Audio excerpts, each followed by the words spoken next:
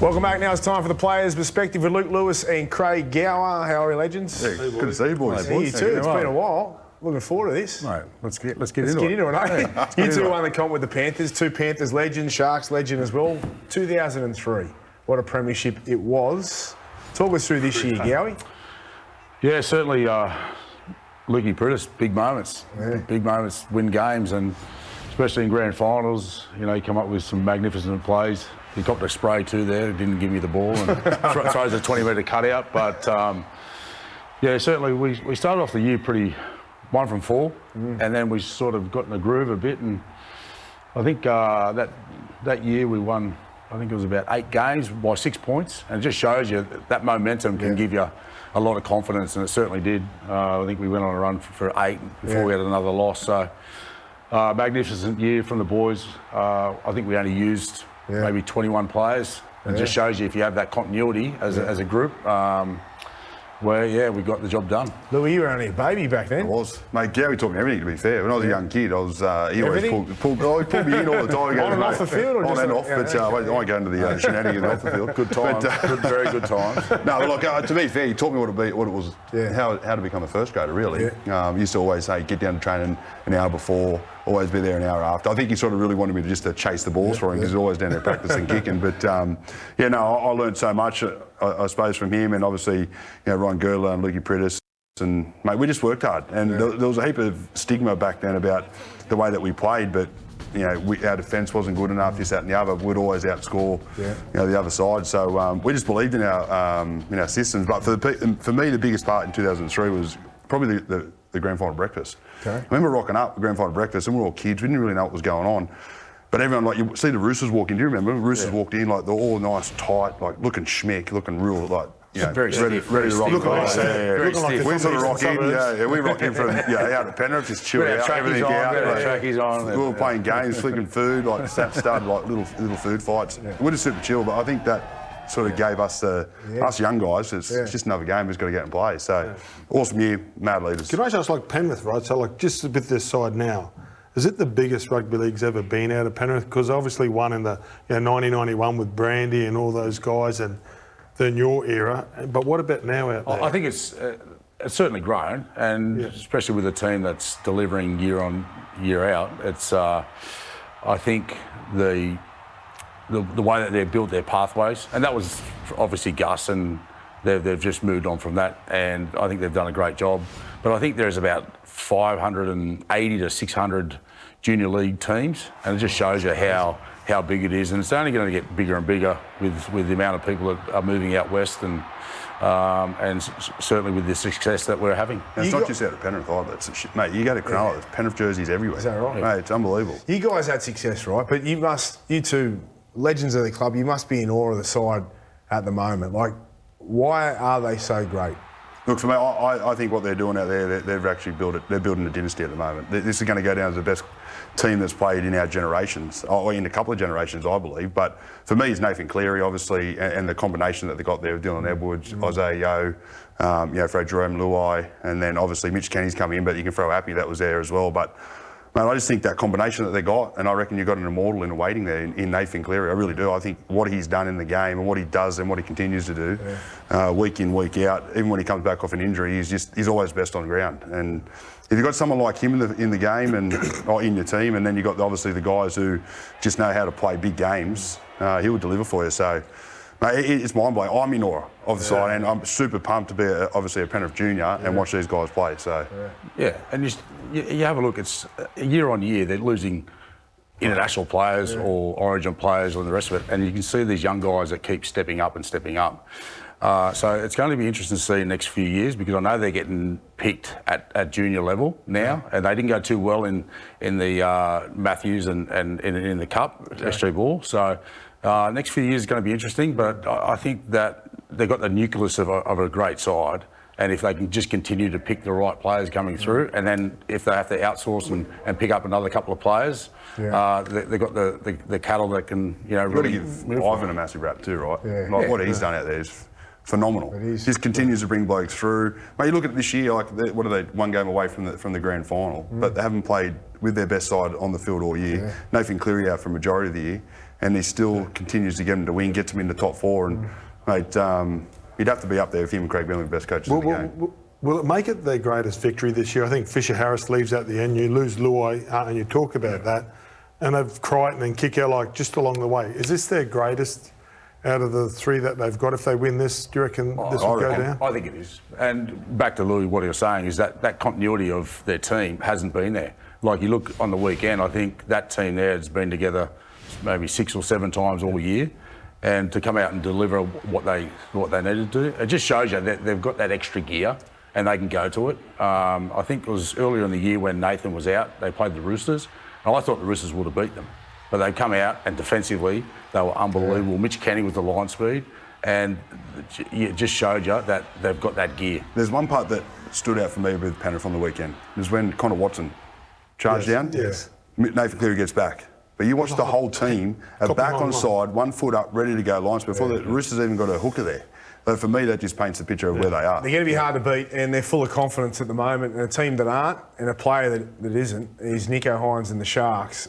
Calls for him maybe to be dropped this week for Atkinson. First, I'll get both your opinions on this.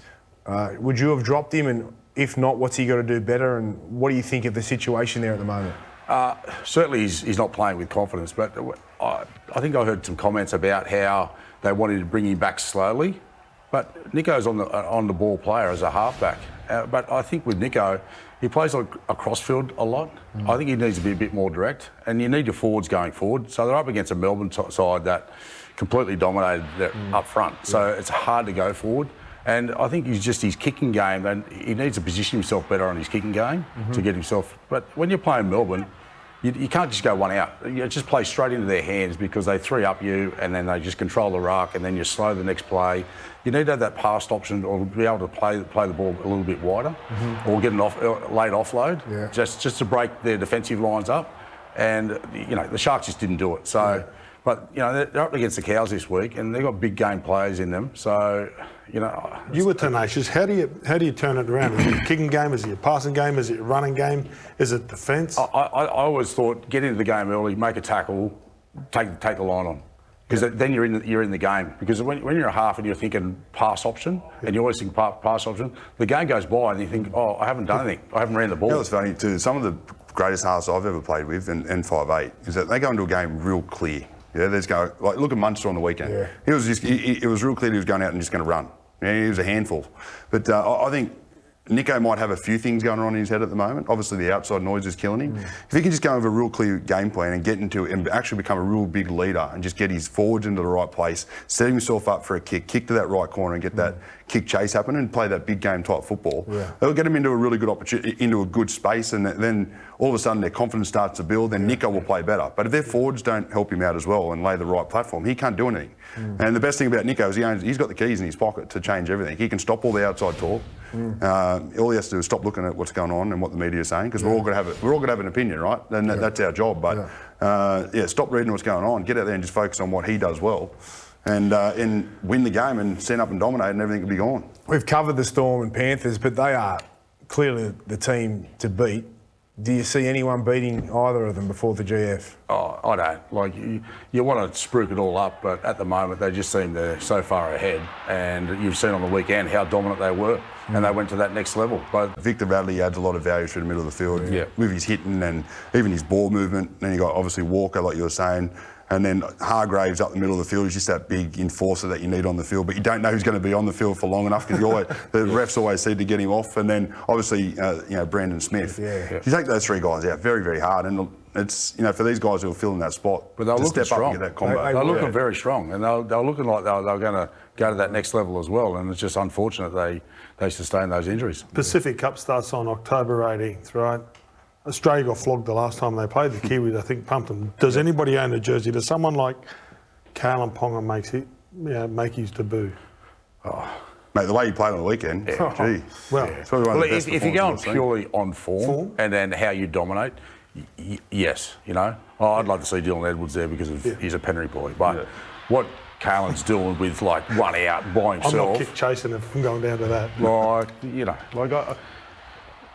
You wonder what's going on with It was Newcastle's pretty cap. special, wasn't it? Like, what's happening with Newcastle's cap? Like, where is it? Like, is he taking like $4 million up or something? Is he? Like, because it just seems like everything he does on that field, Well, I said and this his the other day. commitment to what he does now, after he's had those head knocks, he's come back unbelievably, and then he had that unbelievable 10 game streak last I year. said this the other day. If he's in any side like this, I should say the Sharks. I just use the Sharks because I obviously love the Sharks. If you put him in the Sharks win the comp. That's how good he is. exactly. If you put him in a team that just sitting at the top there, mate. All right, you guys have been excellent, so stick around. Up next, the boys play Like It or Don't Like It, and the summer of cricket is almost here. Fox Cricket is the only place to watch every Australian men and women's international match, plus the BBL and WBBL, and it all begins in October.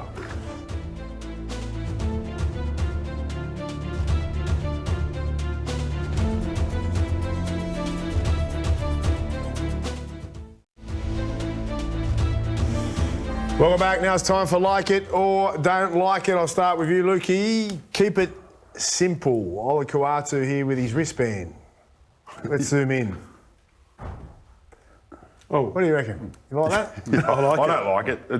I like the idea of what he's trying to do there. Just give him a reminder to run hard, which he did on the weekend. He did, But maybe just take out that little start of it, you know, the FKN, Okay. whatever it is. You can say it if you want. All right, now- you should send that to Nico.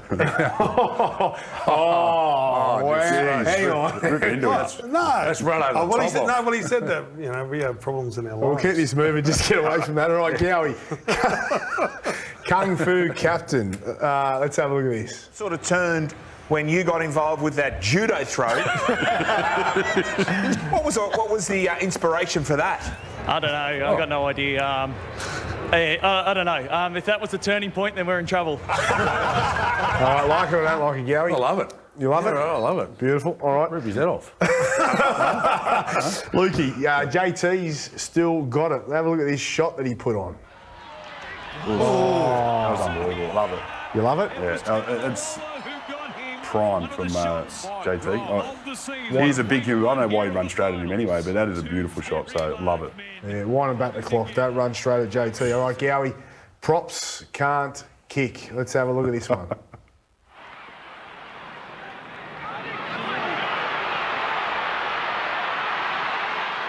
Oh, yeah, I like that one. You like that one? I like that one.